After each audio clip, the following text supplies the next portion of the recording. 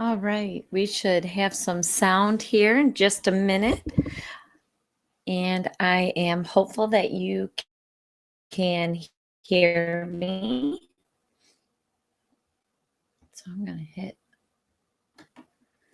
refresh here.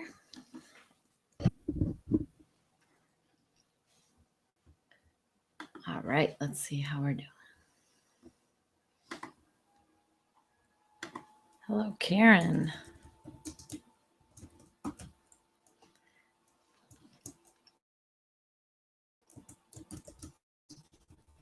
So do you guys see my screen? And this is the awkward part where I just keep talking so I can make sure that you can hear me. If not, we probably just need to hit play to make sure, and then I will see how you guys are doing and if you can hear me. That would be fabulous if you could let me know.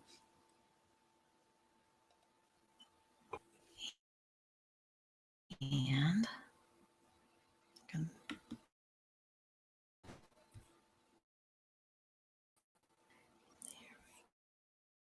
oh. So what I'm doing here is I'm going to show you just a couple things about the webinar in just a minute. So I'm going to ensure everything's working so you can see something changing on the screen. I'm going to pull up the webinar itself, which will be weird, a video of, but this will allow us to show you a couple things that are going on. Great. Thank you so much, Karen. I'm so glad that you can hear me. It should jump right in here. Just wanted to show you a couple things here while we're moving. Great. So we'll go back over to the PowerPoint. Hello, Shelley. So good to welcome you as well. This is nice. Everybody's kind of pulling in. It is definitely March. In the webinar earlier today, people were all kind of coming in right at the last minute. So we're going to give them a minute. And let's see. Is having a hard time.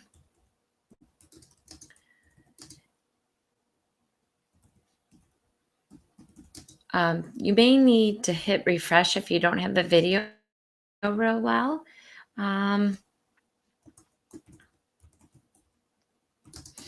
Because I use this same page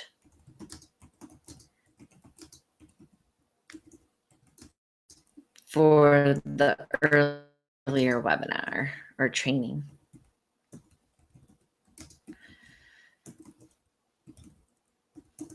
Great. Okay. All right. Let's see if we can get welcome, Lindy. Nice to hear. Oh, and Jennifer from Kalamazoo. So real close to me. Oh, it's hard because I have to text.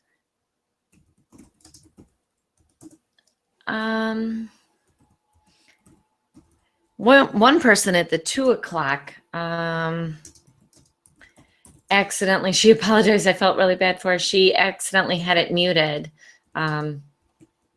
from being at school, of course. Like she didn't want it chinging, you know, obviously when the emails come in.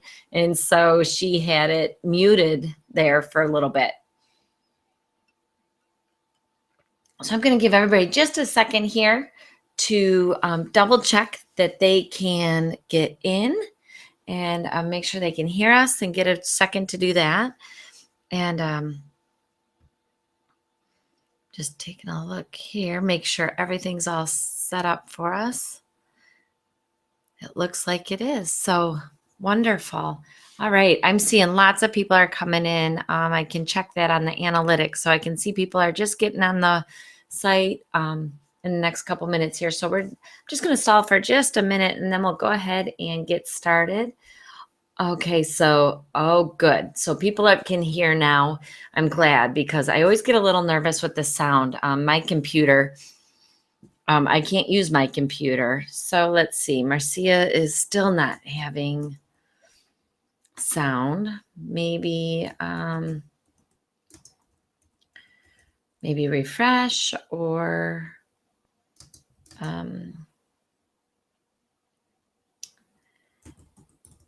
checking the volume. I'm trying to think of other things that people have maybe done in the past. Checking the volume on the computer and the video. So maybe I'll show you guys what I mean. So those are a couple of things that like they'll check it in one spot and not on the other. Oh, good. So Marcia got it. Perfect. Okay. I don't like people to feel frustrated. That is not how you should have to spend your Sunday evening, is frustrated. We probably get enough of that with the technology Monday through Friday. I really work hard to make sure that I have 2 or 3 systems set up so that if something goes wrong, I have a backup because, it's technology and it goes wrong. Marcia, thanks so much for letting us know what went on there, because that'll help me in the future make sure that I tell people the right stuff. So welcome, everybody. We are going to get started in just 1 minute. I do see some people coming in, and I do want to let you know that there is a delay. And so as I see your text box, you might hear me reply, they say it's only 30 seconds. I feel like it's a little bit longer than that. It probably is just, presenter anxiety, but it always feels long to me. So I always like to let you know that, that there is that delay. So if I don't answer your question right away, I may have answered it, but you just haven't heard it yet. If I do continue to kind of not answer your question, please feel free to put it back in that chat box, just because as I'm presenting, sometimes it's hard to follow both. The other thing that is going to be really important, I've noticed on every one of these webinars, is that when you go to the webinar, it will look really fuzzy because it will default to the one that's easiest to load for you. So if you click on that settings thing here, and if you click on the quality, there's all these different qualities. The default is usually around 360 or 240, which will make it really, really blurry. So if you have decent internet, you're probably going to want to go ahead. I am recording in HD, so you should be able to view it in HD as well. So the 720 will help clear up any of those issues. So just some of those housekeeping things. It does look like people have kind of gotten in here. I see it slowing down on my analytics. So we're going to go right ahead and get started. So let's see here. Mine. Oh, there it goes. It's catching up here. It is a little bit slow. My internet, we've gotten a lot of snow and then a lot of melt. And so it has caused havoc on our trees around here. So my internet has been a little bit sketchy today. So if it does slow down, feel free to throw something in the chat box, and I can always repeat myself. If you hear anything breaking up, just let me know. No problem whatsoever. Just a little bit about me. My name is Jeanette, and I have been teaching Algebra 1 in some capacity or another for the past 17 years. I have done everything from teaching Algebra 1 over 2 years to 10th and 11th graders for those kids who really, really struggled, down to teaching Algebra 1 in 7th grade for those kids who really are quite advanced and working really well. And so it's been quite quite a journey. Most of my career has been teaching algebra to either 8th or 9th graders. And the second half of my career has really been 9th graders, and a lot of 9th graders who actually struggle, because our district does do both. So if they were ready for it in 8th grade, they took it in 8th grade, and then they think I'm good at teaching those at-risk kids. So you know who I get. I get those kids who a little bit struggle. So but I've had all of it. I also have those Algebra 2 kids who are also in 9th grade. So it's nice to get that balance. I'm not, I saw some of you posting in there that you teach all the way like from 6th to 8th grade. I would love for you, if you don't mind commenting and just letting me know what grade you teach. I think that will help me really gear this right to what will fit you.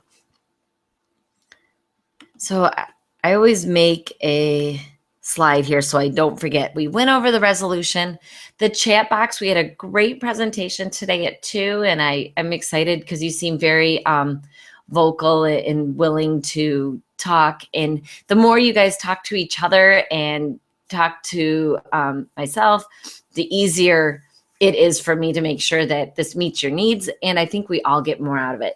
So it looks like we have a lot of 8th grade algebra teachers. That is really great. Wow, this is amazing that it's this, it's kind of like that dream class where everybody's kind of on the same level and you can go through it. Okay, so Ruth, you've got that tougher crew like I had, and I know I've got some resources that might be really good for you too. A sort of combo of 8th grade, Common Core, 8th grade, along with the algebra and topics that aren't covered in the 8th grade Common Core. So yeah, that's a really tricky one there, Marcia. Okay, so we've got Lindy. I teach 7th and 8th grade algebra together and 8th grade pre-algebra. So, okay, so that's how we did it, Jennifer. We taught 7th and 8th, and then those select kids got to go into the algebra. All right, so yeah, this is great. This is exactly what I was hoping to find out. And then I wanted to also let you know that at the end, I have a special bonus just because you showed up on a Sunday night, and who doesn't like to get a little bonus. And then I also have at the end the link that will let you get your certificate for showing up. And those will be emailed out tomorrow. And but the link will just take your name and then your email so that I can get it obviously back to you. And so that will all be right at the end, so that if I do have some administrators will ask me to fill out paperwork. If you need that so that this can count for your PD, I'm more than happy to do that for you. Just drop me an email. If you've you've obviously been to the website, but right up at the top is my email address. And if you click that, you can reach me, and that is my personal, that's my direct email. And so I'm always happy to get right back to you. So don't ever worry about using that. I love hearing from you guys, just like I love this chat box. So Shelly, you've got Algebra 1 as well. This is a great, you guys are great. Thanks so much for participating. It makes it so much more fun, as you guys know, teaching when you guys are involved and when your students are involved. So let's go right on back to the presentation. So what we're going to cover today is understanding the standards to save time. And that's really, I think, the big one. I think that's huge. If you're going to be able to cover all those standards, including the extra 8th grade standards, you're going to need to really understand how to save time there. And then we're going to talk about creating problem solvers with our students, and how that, although it sounds like it takes more time, will actually save us some time. We'll also talk about some of the resources that will make teaching for those two things above easier, and then maybe create that personalized plan to get it done. So let's go ahead. It is already 10 after, so we are going to jump right in here.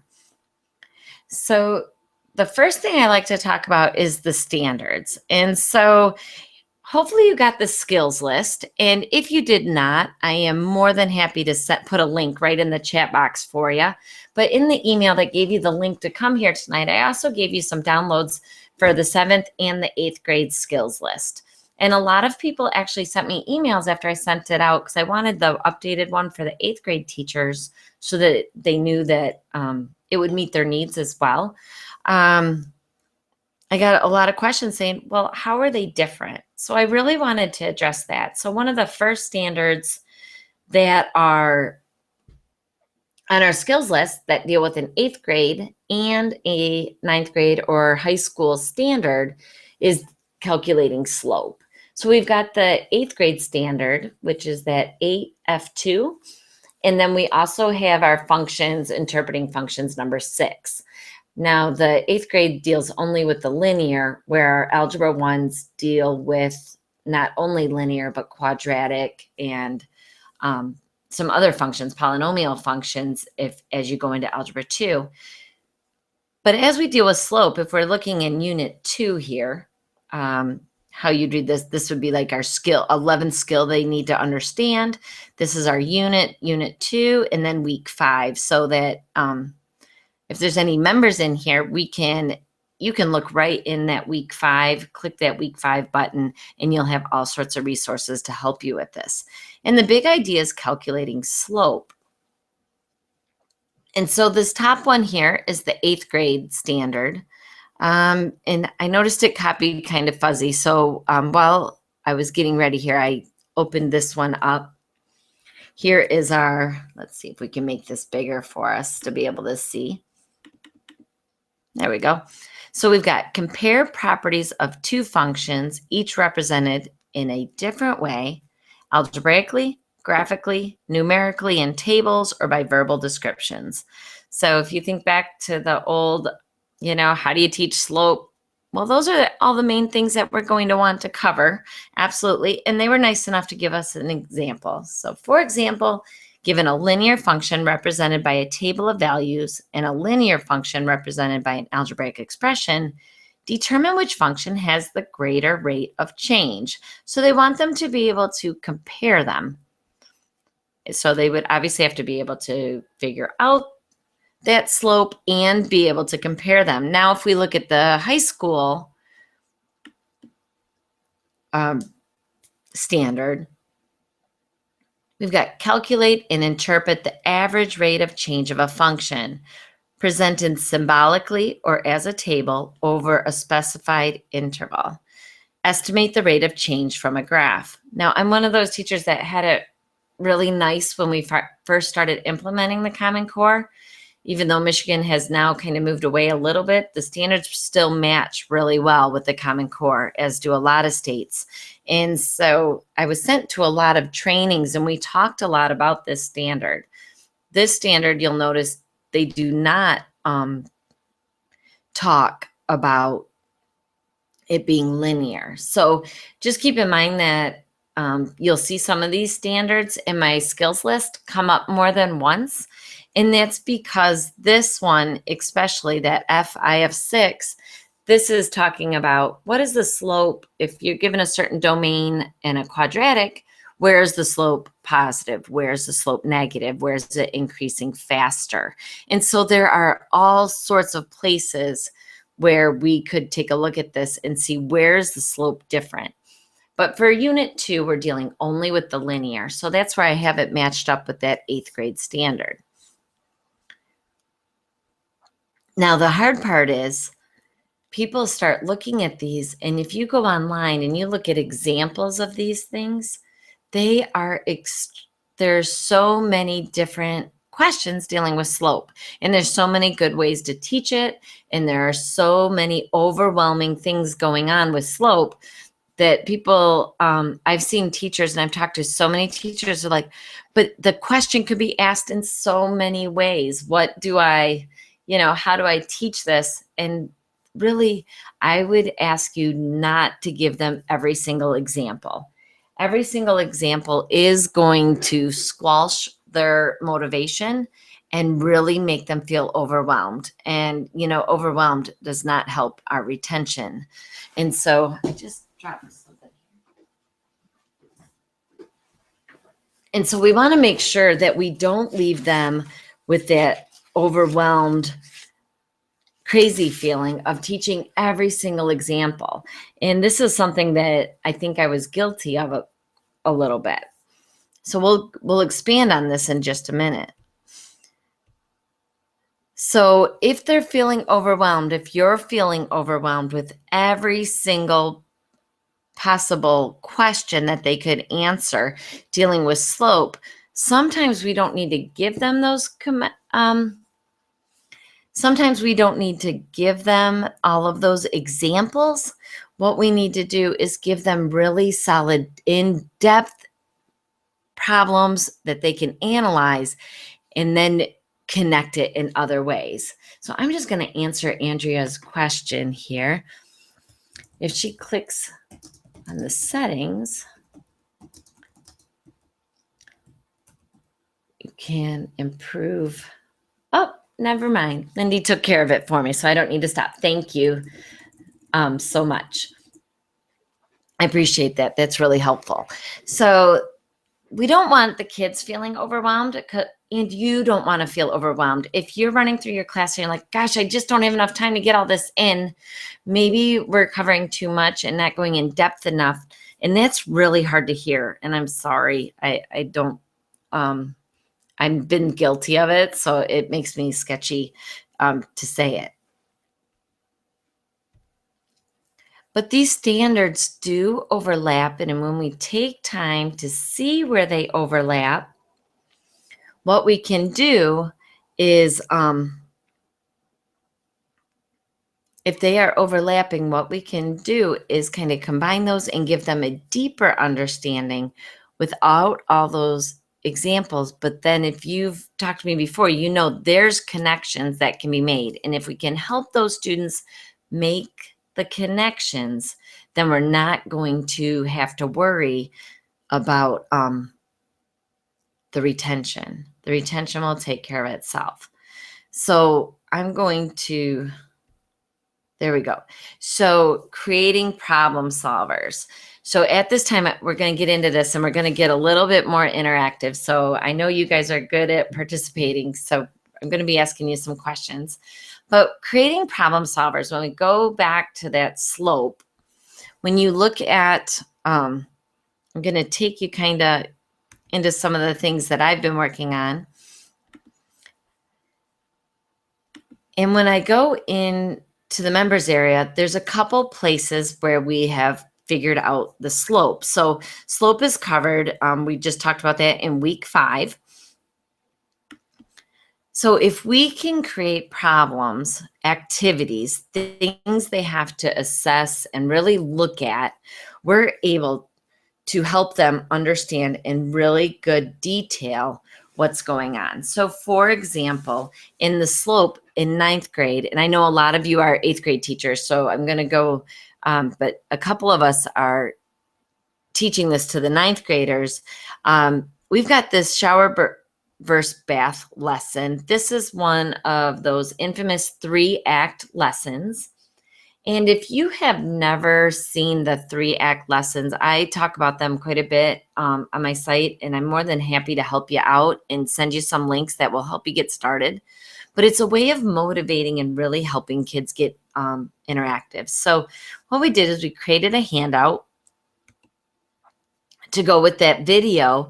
And so when we take a look at the handouts, these are the kind of things that get the activities and get the problem solving going.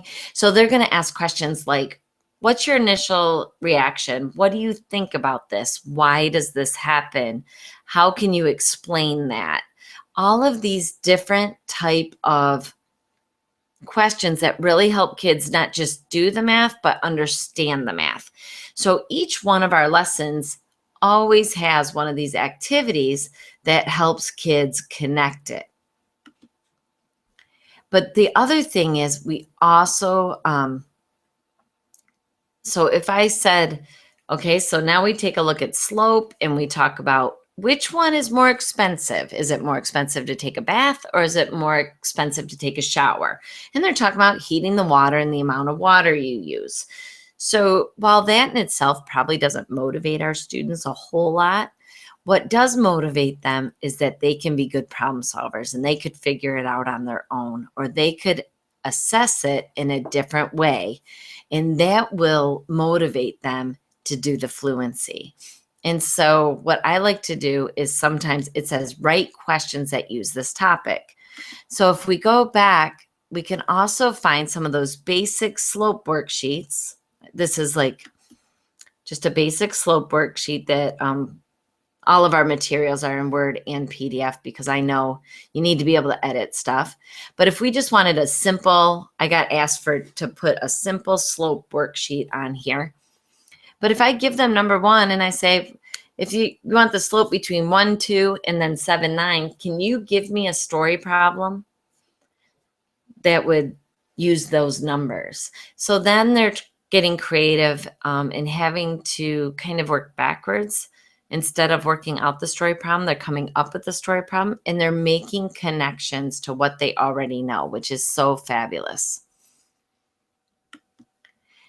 Now, because there's so many 8th grade teachers here, I want to show you one other thing. This is brand new and just added to the site today, and we're adding the materials today, tomorrow, and probably going to be Tuesday and Wednesday because we've really added these mini units to kind of help out those 8th grade teachers, because if you're teaching slope in 9th grade, it's totally different that they've had it also already in 8th grade than if you're teaching it for the first time. So these 8th grade extended resources is a brand new page, and it has all of these different mini units. So systems of equations are supposed to be taught in 8th grade and in 9th grade. So we've added a mini unit on systems of equations. Functions, in 8th grade, we're talking about slope-intercept form and how to do some of those different things. And then in 9th grade, my lessons really build on that. Well, if you're teaching in 8th grade, you need a more in-depth lesson. So this would not be in addition to, this could be instead of. The only one that's in addition to is the radicals, because the radicals, the Pythagorean theorem, is not covered in the 9th grade curriculum, but it is covered in the 8th grade curriculum. And so that's going to be a little standalone unit. It's only 4 days long, but it really gives them radicals, operations of radicals, and being able to calculate with those radicals. So I don't see any of the worksheets. So that is, let me take a look real quick. Thank you so much. Let's see.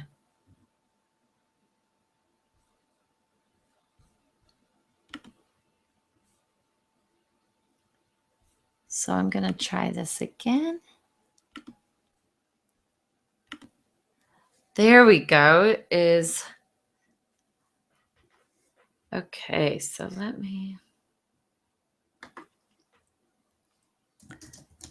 I am figuring this out right now. I just know there's a delay. So let's see here. It's still not sharing, but it says it is.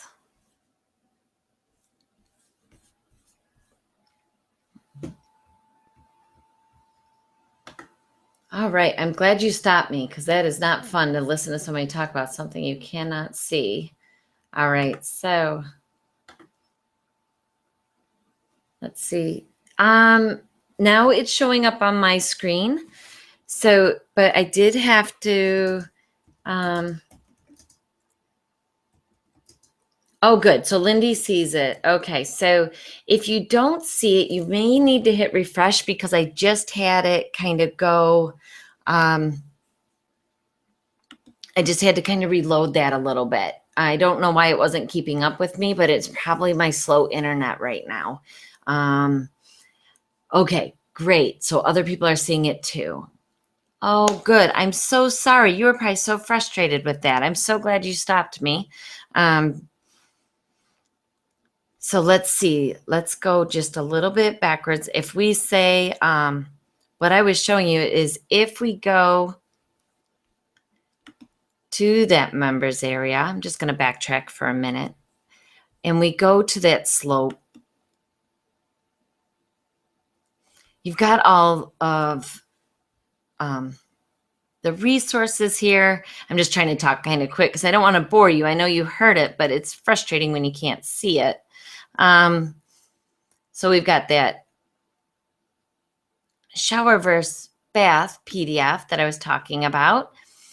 and it loads up much quicker the second time. So this is the kind of handout here we've got, but we also have those practice sheets. And so when we talk about our, oops, I hit the word one. We don't want that right now. So sometimes I just hit, given the following lines, find their slope, and I would make them connect that to a real world example. So, when would a slope look like this? What kind of situation would that be? Would that make sense? All of those good things are going to help the student connect it to what they've already learned. So let's go back to where I already was here. One more backspace. Thanks so much again for telling me about that. So if we go into our functions, and this is right where I was at when you guys told me, thank you so much. For each day, I always like to have an activity, because when kids have an activity to do, they're really connecting it quite a bit.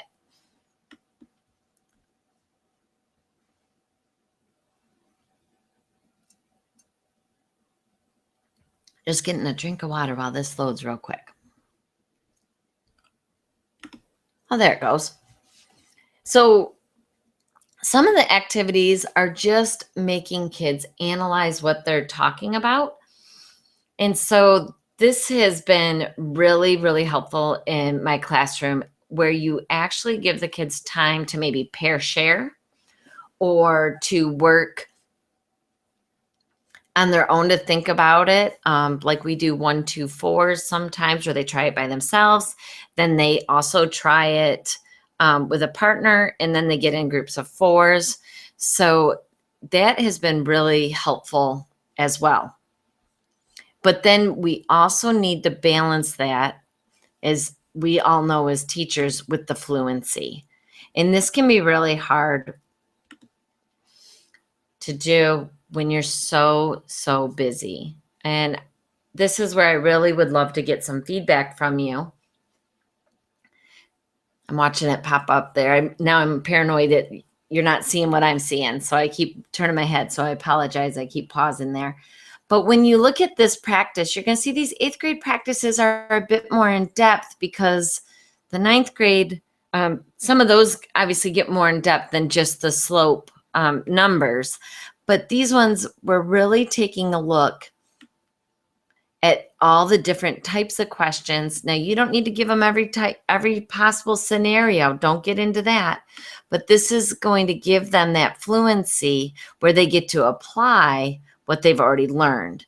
And so this can be really, really helpful for helping them get the activity as well as get the fluency. So I always like to ask you, and I got some interesting answers earlier, so I'm very curious to ask this question now. Do you tend to spend more time on the activities, or do you tend to spend more time on the fluency, or do you feel like you have a pretty good balance there for your students? And I would love, I'm just going to kind of pause here, and I'll get my screen back up.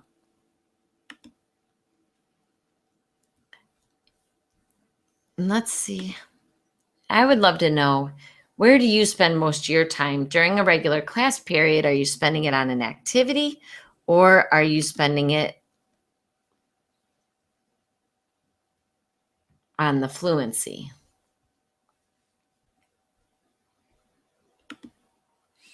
All right, I see the video catching up here with me. So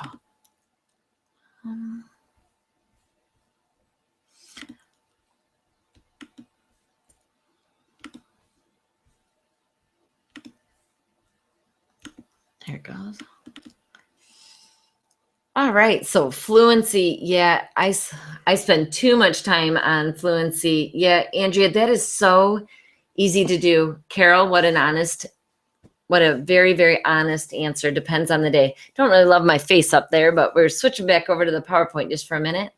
We are blended in our district, so I try to use class time for activity and homework, or online for fluency. And that's a great way to balance. Lindy, I would be curious to ask you what online programs you use for your online fluency. Marcia, I totally get it that activities take so long. A lot of the activities you'll see on this page on my site are not, they're a lot shorter, a quick idea of how to connect it, something to try, something to do. But I also put all of the activities on the PowerPoint so that you can get those activities and still have some control easily without a lot of work on your end of keeping them moving. So every time we do an activity for my website, we always put them right into the PowerPoint because I know as a classroom teacher, we can't spend 10 hours. I want them to have that time and I want them to be able to see the big picture. But the reality is we have to have a balance, and we want those activities to motivate them, to make them feel like good problem solvers, to make them feel like they understand the bigger picture so that they'll work harder on the fluency. But that doesn't mean it can't take the whole hour. So I totally agree there. Lindy, I also use online office hours to work on fluency using Whiz IQ. That is a great program. And you guys use Buzz. That's great too. I used a lot of Moby Max for my strugglers because it was the pre-algebra and some of the beginning Algebra 1 content. But it was really hard. It was kind of hard to feel that, find that balance because that can't be my in-class time, the pre-algebra skills. But a lot of my students were really lacking on that. We're trying to do, Ruth, so you're doing like the 20% where like Genius Hour. I think that's what you mean. I've seen quite a few things with that. I think that's really hard in math class. So I'd be interested to see how your class is doing that. Right, Lindy, I can totally see where MobiMax is perfect for the RTI. I had some students last year. I was given those classes where kids were being moved in, and some of them were at like a 3rd and 4th grade level, and I still had to get them, through. And so MobiMax, I did a lot of external, hey, if you get this done, and then a lot of when they took the test, as they every time they kind of moved up, and I'd give them a test if I saw motivation going down, I would give them one of those MobiMax tests, and then I'd pull them up. Look how much you've grown, because the ones who need it the most usually grow the most because they were so far behind. So Ruth, we give them time to work on a project of their choosing, math related, and there's a presentation. I bet that motivates some of them to figure some of it out. It would depend on your students. Oh, that's too bad, Lisa. Your students absolutely hate it. That is, I do. I have the same question you do because it really motivated my students to see that they were growing. Some of them started at 2nd, 3rd, 4th grade level, and for them to see that they maxed it out at 8th grade by the end of the year, they were just so proud of themselves. And I would do it kind of privately, but I wasn't super quiet about it. Look at you. You've grown 2 years. So that was really cool. And it really motivated a lot of them. The other thing I like to do with creating problem solvers is instead of giving them all of those crazy problems to do so that they've seen them all, sometimes I'll just put them up and ask them, what do you notice? How could you do this one the same? How could you do this different? What do you know? Will the answers come out positive? Are the answers going to come out negative? There's so many great questions there that go into that and helping them make the connections instead of assuming that they're making the connections themselves. Oh, and Lisa, one last comment there. SumDog. I've heard good things about SumDog, and my children use Max 10 in their district. And they seem to like those. They like both of those. I've heard good things. So that's great. I'm glad you brought up SumDog because I was going to bring that up and then I forgot. So thank you very much. So the other thing I always try to do almost every day, some sort of how does this fit with what we learned yesterday? And I make them and force them to make those connections. So I will ask them, how does this fit with what we learned yesterday? What about last month? What about last year? Did you learn anything like this last year? How did your teacher say it the same? How did your teacher say it different? Is that okay? Is there ways that we should say it? and I will make them come up. It's kind of funny. The kids will be harder on themselves than I am. And it's something I really do work on, making the kids, I force them to use the most math vocabulary, pardon me. But they really will hold themselves to a higher standard when I start asking those questions than even I would have done as well. Yeah, Jody, my kids love IXL, and then they do 10 marks a little bit in the summer. They have a free program in the summer, so my kids are supposed to be doing it all summer. I have 6 children, and some are a little more motivated than others. So some days I see quite a bit of it, and then other days not so much, but we work on it. And then the activities and the fluency that we were talking about in that members area, and there's all sorts of things as well. So real quick, I want to show you this in case you never noticed it before, because I noticed this was a big winner at the 2 o'clock, is if you are looking for a specific topic, there's that search bar up at the top, and you can go ahead and type in the topic. If you're a member, make sure you're logged in first, because all of the stuff behind the members area, as well as anything else that would be out there, blog posts, anything out there that could help you, will all pop up right underneath there in a nice order. The other thing is, if you're looking at those activities, let's say you're working on those statistics or systems of equations, and you go to that home page and scroll down, you're going to see that all these units, these are not the members units. These are things that, great activities I've been accumulating over the years. The one thing, these links change all the time. It's crazy. They change all the time.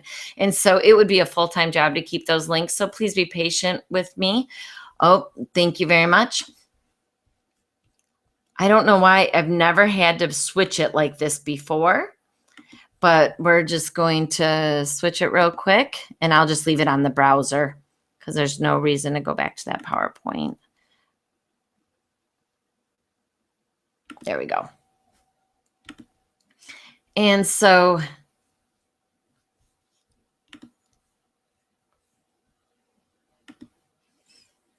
this is on the home page,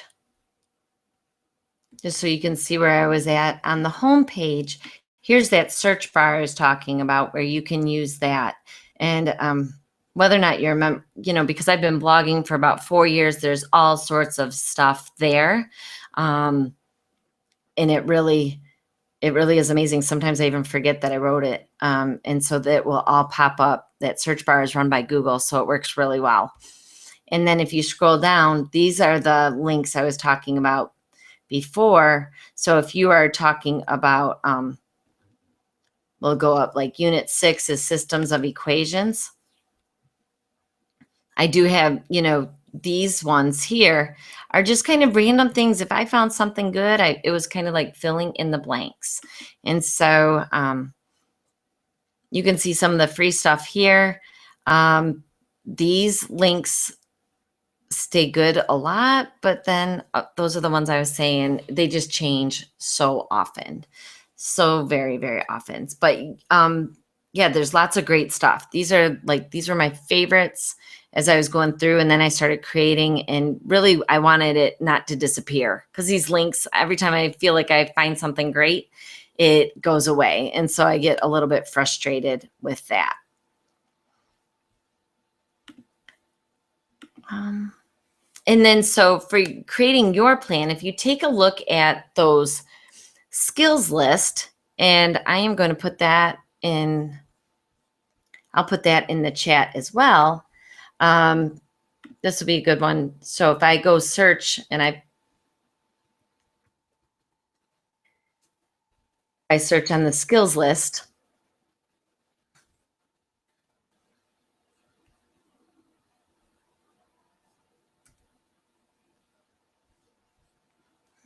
there it goes. A little bit glitchy on me for a minute.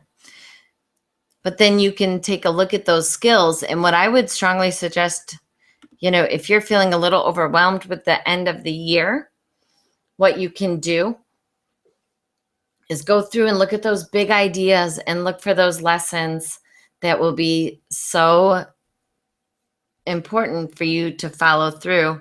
And if you see that you haven't reached one, this is where it comes in really nice. This is unit 5. This is week 14. So unit 5, week 15. You can go look at those exact weeks and see exactly what's out there for you. If you're a member, you can go right in to that area, that members area, and be able to find the exact same link. And so it works out really well.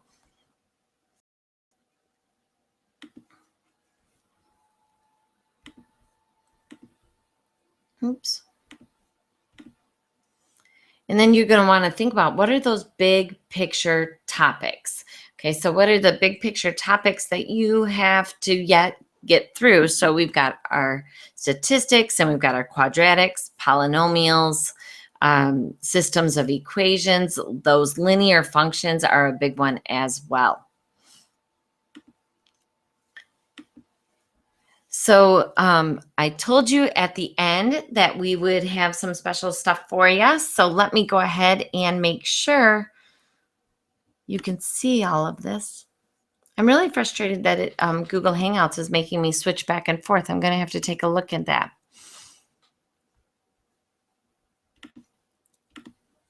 Here we go. And so if you would like to join, I would love to invite you to join us and get all these members area and get trainings like this. What you would need to do is click the red link below. And when you get to the monthly charge, you can go ahead and just use the coupon code that says Algebra 2016. And the only one person ran into a problem, and the only problem they had was they just forgot to, they added a space in there. So if it's not working though, use that email link, drop me a line, and I would love, to be able to help you out there, because I just love being able to help you out and work together as a group here. So this includes the full access to all the resources.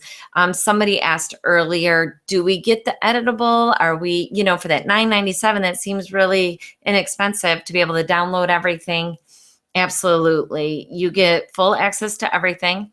All of the trainings have certificates, so that if you need to get a certificate for that PD, some districts, a lot of districts I've learned, I've been pleasantly surprised, will accept the trainings as PD hours or as artifacts for your evaluations. So that's been really great. If your district ever wants me to fill something out, I'm more than happy to do that.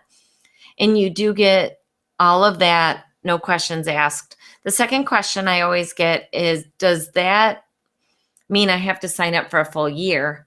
No, you don't sign up for a full year. When you sign up for $9.97, if you decide to stay with us, you get the subscriber discount. So the regular price is $49.97 a month. You would get it for $39 a month. So because you're a subscriber and you came to this training, you get the special pricing. But your first month will only be, it'll be less than $10. So, less than that drive-through meal. You can get the first month, and then you can always quit after. As much as I love to think that this would be helping everybody, I am sure that there are some schools that really are specific about what order they want things or how they want things done. I know it's not going to be a perfect fit for everybody, so I do not make an obligation for you to stay. Now for your certificate, I am going to type this right into the bar for you so that you can click that and get that filled out. If that's going to help you out in any way, I'd love to just send that over to you.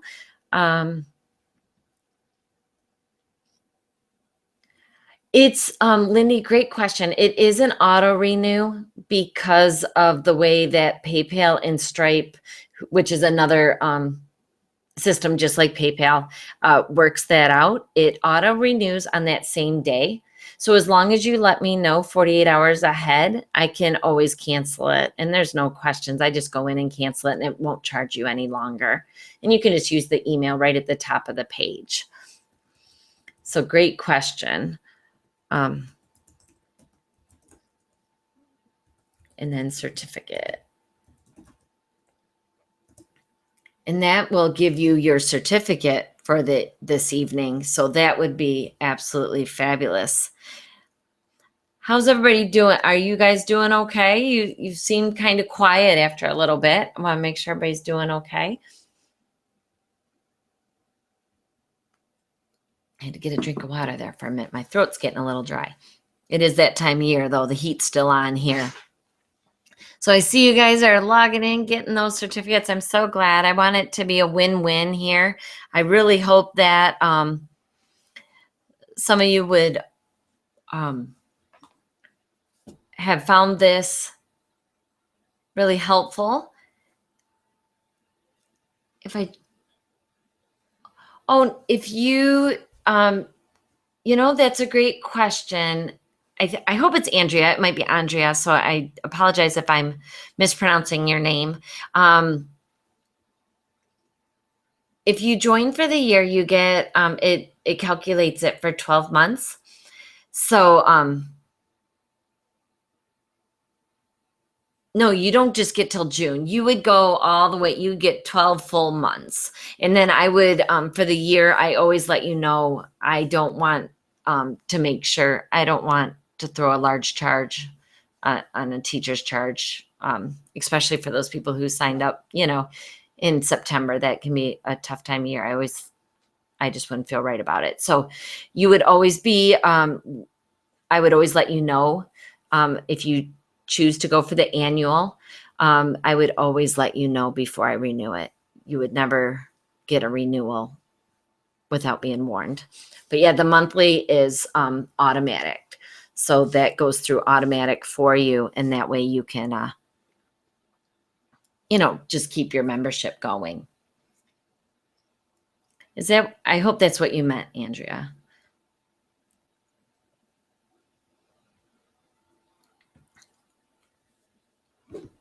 Great. I'm so glad everybody was able to make it on a Sunday night here. It does get very busy this time of year. This has been a lot of fun.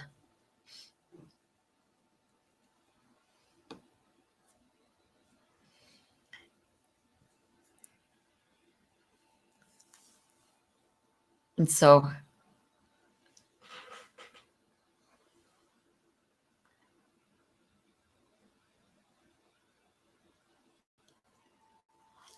Lindy, that's such a great question. So your first year teacher, it is a lot. It's a lot. It's too easy to push them too hard. And then it's too easy to let them off the hook a little bit without really helping them stretch, So, well, thank you so much, Jennifer, Marcia. Lindy, the one thing I would suggest is making a plan for your week and then being flexible by what your kids truly understand. Because as a first year teacher, what you're going to learn is sometimes you're going to say it and it is going to connect with something they've learned last year or last week or an experience they had, and they're going to pick up on the concept faster than you thought. And then there's going to be times where you say it a different way and it doesn't connect with anything. And you're going to have to figure out a better way to say it or a new way to present it. And that is the trial and error that really people in school always try to tell you there's an easy answer there. If the kids can connect it to something, it's going to be easier and go faster.